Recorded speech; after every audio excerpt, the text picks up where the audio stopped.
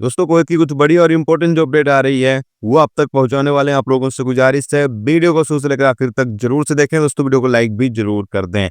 चलिए बढ़ते हैं अपडेट तक, पूरी के अपडेट आपको बताते हैं।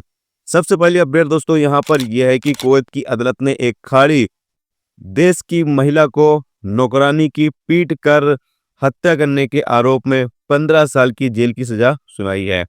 बताया गया कि सबा अल नासिर इलाके में उस वक्त सनसनी छा गई जिस वक्त एक अरब देश की महिला ने अपने यहाँ काम करने वाले एक खद्दामा को इतना मारा कि उसकी जान ले ली।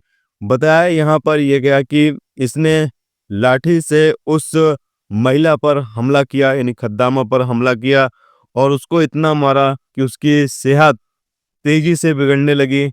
सेहत बिगड़ रही थी उसकी और ये महिला उसको लेकर अस्पताल भी नहीं गई और ना ही उसका किसी तरह का कोई इलाज किया, जिसकी वजह से उसकी खद्दामा की मौके पर ही वहीं पर ही घर पर ही मौत हो गई। जिसके बाद इस अरब देश की महिला को गिरफ्तार कर लिया गया। गिरफ्तार करने के बाद अदालत में पेश किया गया जहां इसको 15 साल की जेल की सजा सुनाई गई है। इसके अलावा दोस्तों अगली अपडेट यहाँ पर यह है कि कुवैत के कस्टम अधिकारियों ने ब्रिटेन से आ रहे एक नशीली खेप को जब्त कर लिया है।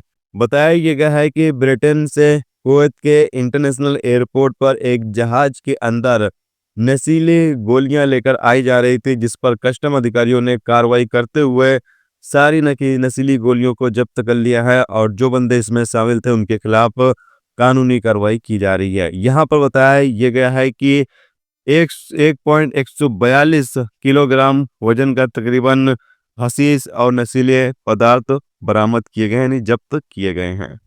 इसके अलावा दोस्तों अगली अपडेट यहाँ पर यह है कि कुवैत के रेजिडेंशियल एरिया में जो बैचलर लोग रहते हैं उन लोगों के खिलाफ यहाँ पर कार्रवाई शुरू कर दी गई है। जैसा कि आप सामने स्क्रीन पर वीडियो क्लिप के माध्यम से देख सकते हैं किस तरीके से यहाँ पर मिनिस्ट्री की टीमों के द्वारा बैचलर लोगों के खिलाफ कानूनी कार्रवाई की जा रही है। जो बैचलर लोग रेजिडेंशियल एरिया में रह रहे हैं उनके रूम के लाइट काटी जा रही है, पानी की सप्लाई काटी जा रही है और भी उनके खिलाफ कानूनी कार्रवाई की जा रही है।